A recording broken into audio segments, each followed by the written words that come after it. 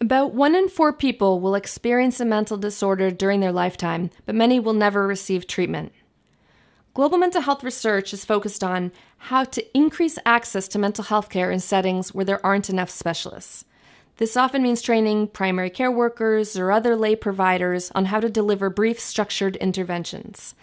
I began exploring this question in Brazil a few years ago in a city called Itaboraí, located just outside Rio de Janeiro. As a first step, we conducted a community mapping exercise where we visited all 50 public health facilities to see what mental health services were being offered, where, and by whom.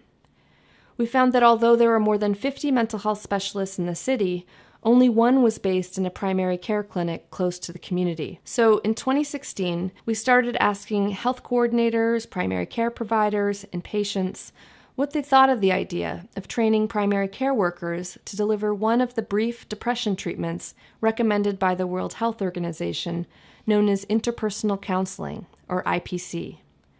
It turns out there was a lot of need and a lot of interest by professionals of all levels.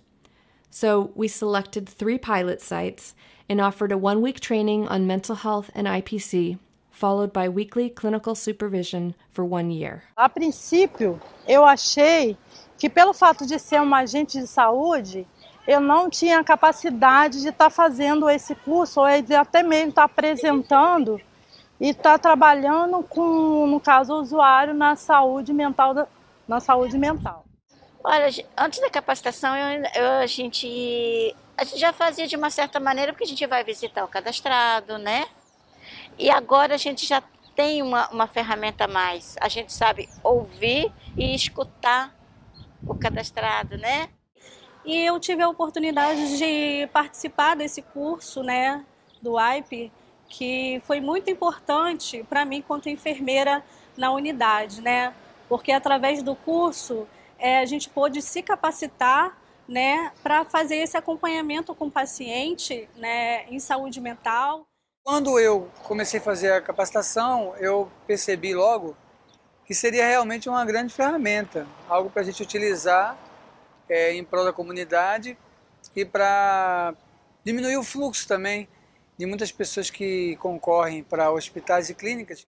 Foi uma coisa maravilhosa de poder estar ajudando o usuário. Logo na primeira sessão que nós fizemos, nós ajudamos o usuário em questão e vimos assim que com a conversa, com um pouco do que a gente ofereceu para eles, foi notório a diferença.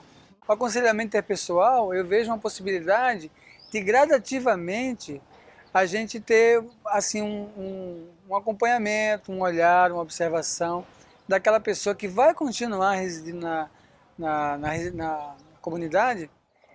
Vi também que é muito fácil nos adaptarmos ao aconselhamento interpessoal por conta de que nós já exercitamos isso dentro da comunidade. Nós conversamos, escutamos e acompanhamos. A vantagem agora, e o mais importante, é que esse aconselhamento interpessoal, ele é uma ferramenta de verdade. Encouraged by this experience, I began wondering, how can we bring this to scale? How can we harness technology to not only improve the quality of instruction, but to reach more people?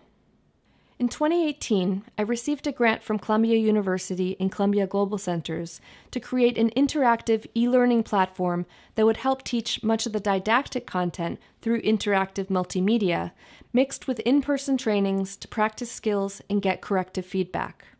My goal is to use technology to improve training for people without a background in mental health, to make it more learner-centered and mobile-friendly, so that more people with mental disorders globally will have access to treatment.